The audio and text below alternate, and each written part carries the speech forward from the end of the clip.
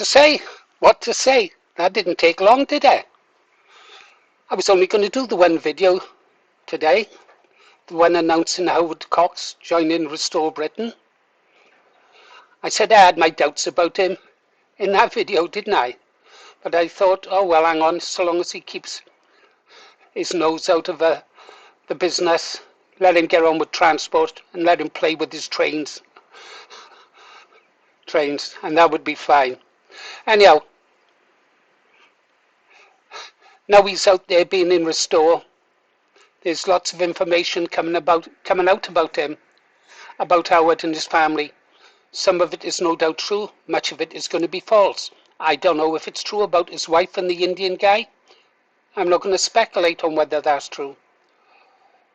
If it's true, as reported that his daughter was sexually abused by Muslims, he has my sympathy. I hope that wasn't true. If it was, he's got my sympathy.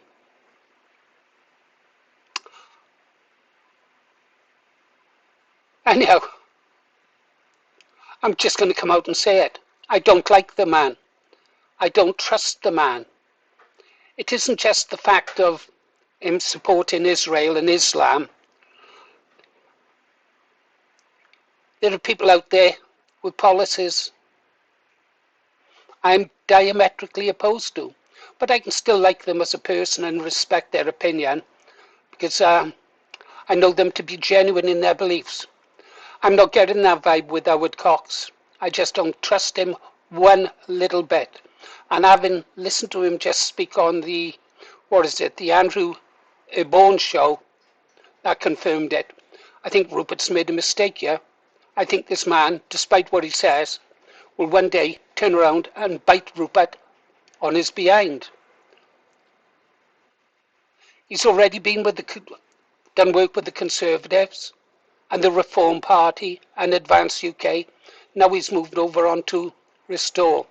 This is a big mistake. The benefits that he can bring to Restore with regards to transport, anyone can do that. Anyone. We don't need him. I'm just worried that he's going to subvert and try and remove the real patriots within Restore Britain.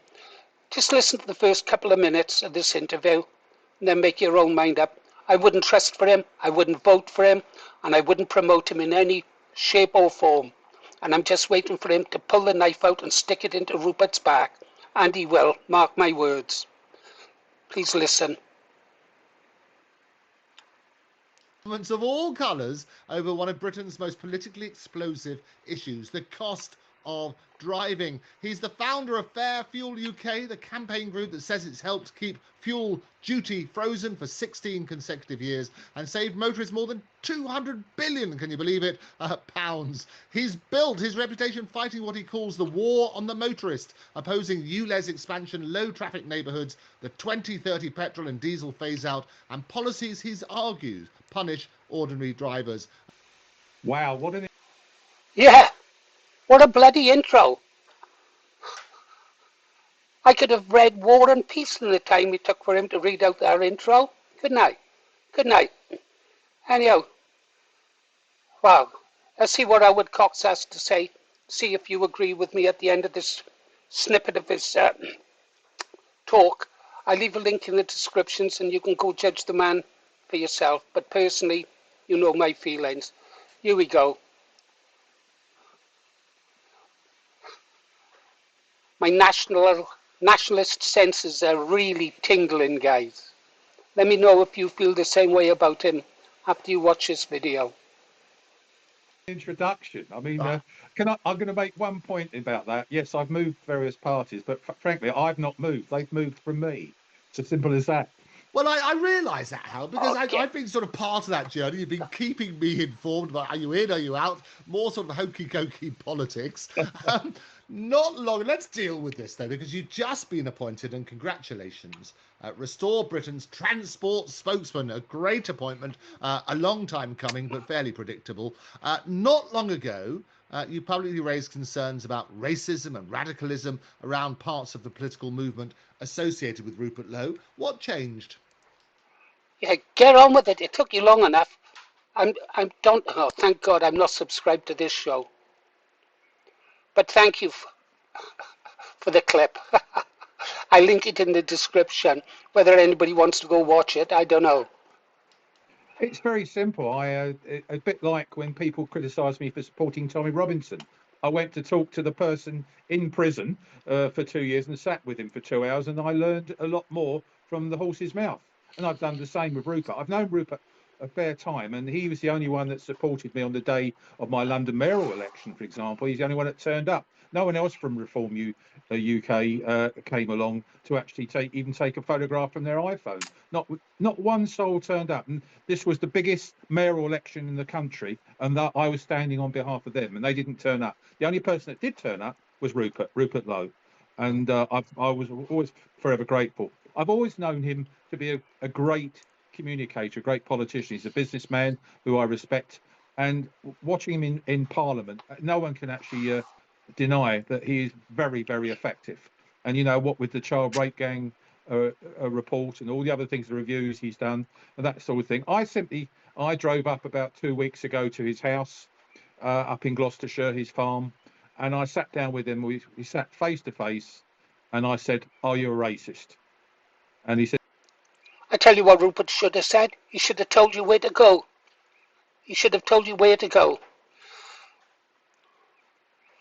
Or better still, Rupert should have asked you to define the word racist. Define the word racist. If it's a person who cares about his own kind and his own country, yeah, then I'm a racist as well. What I didn't know was you cozying up with Tommy Robinson. Yeah. Anyhow, so what did Rupert say? I'm guessing he didn't tell you to bugger off, though, did he? He's too polite, probably. But he should have. That should have been the last conversation he had with you when you asked him if he was a racist.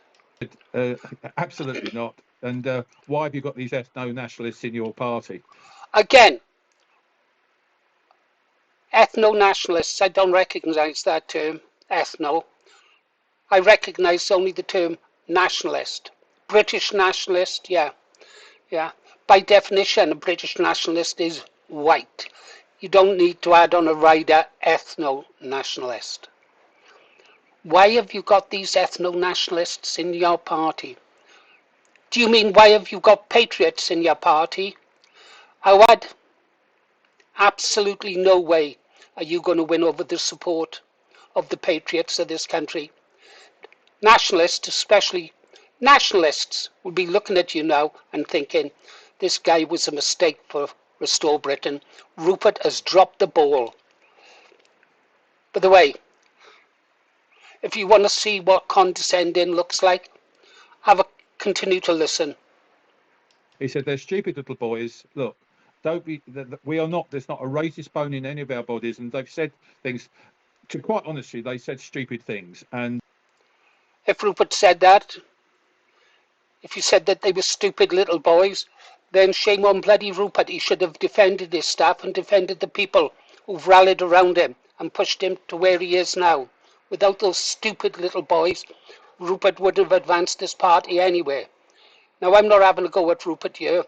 Sometimes we know he can choose the wrong words. He did on this occasion. But again, I'm taking more offence at the question that Howard Cox asked him. Let him continue. Yesterday, before I made that film with Rupert, I discussed it with some of his leading staff and everything. And there's no doubt about it. They were embarrassed by the stupid comments by certain of the individuals. Name them. Name the individuals. You've opened your mouth, now name the individuals.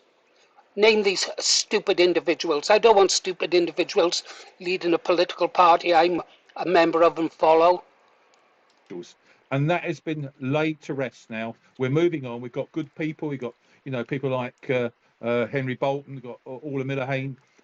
We've got more big names coming out soon, you'll be seeing. We've got John Cleese supporting us, Elon Musk, and Elon Musk and his father, and, etc.